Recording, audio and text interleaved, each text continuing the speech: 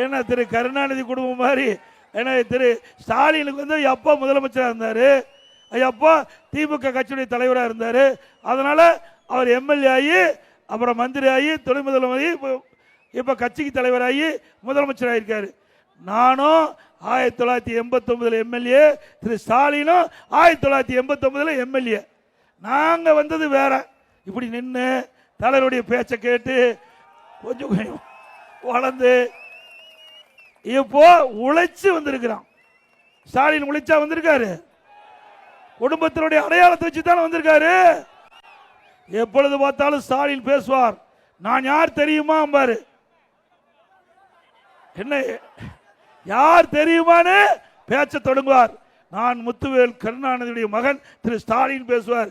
அப்படி சொன்னா தான் நாட்டு மக்களுக்கே தெரியுது ஸ்டாலின் யாருன்னு.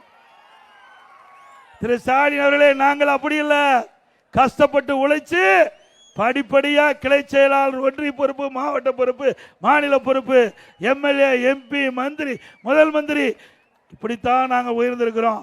உழைப்புனா என்னன்னு எங்களுக்கு தெரியும். நாங்கள் மக்களோட மக்களாக வாழ்ந்தவர்.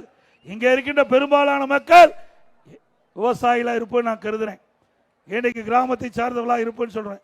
நானும் கிராமத்தை சேர்ந்தவன். இன்றைய வரைக்கும் விவசாயம் தான் பண்ணிட்டு இருக்கிறேன்.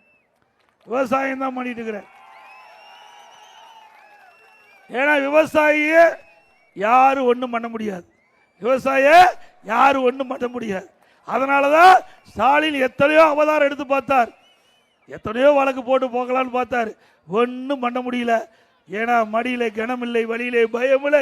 ஏன்னா அண்ணா திமுக பொறுத்த வரைக்கும் தொண்டன் முதல் தலைவர் வரை நாட்டு மக்களுக்கு உழைப்பதற்காக அவள் தன்னை அர்ப்பணித்துக் கொண்டிருக்கின்றார். திமுக அப்படி இல்லை. நீங்க திமுக கட்சிக்காரர் பாருங்க, அவர் ஆட்சி வந்த உடனே அப்படியே அழகா என்னென்ன செய்ய வேணுமோ அத்தனையும் செய்வாங்க. இப்போ கூட நான் அங்கே வரும்போது அவர் மாவட்ட செயலர் சொன்னார், அது என்ன சிலிக்காவா, சிலிக்கா மண்ணு.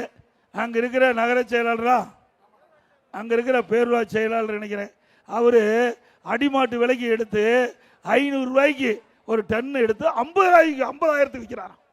500 ரூபாய்க்கு எடுத்து 50,000 விற்று அதுக்கு போராட்டம் பண்ணி அதை நிறுத்தி வச்சிருக்கார். இப்படி திமுக காரர் வந்த உடனே எங்கெங்கெல்லாம் பணம் சம்பாதிக்க முடியுமோ அங்கெல்லாம் சம்பாதிப்போம். அண்ணா திமுக காரர் வந்தா எங்கெல்லாம் மக்களுக்கு நன்மை செய்ய முடியுமோ அங்கெல்லாம் நன்மை செய்யக்கூடிய கட்சி அண்ணா திமுக கட்சி.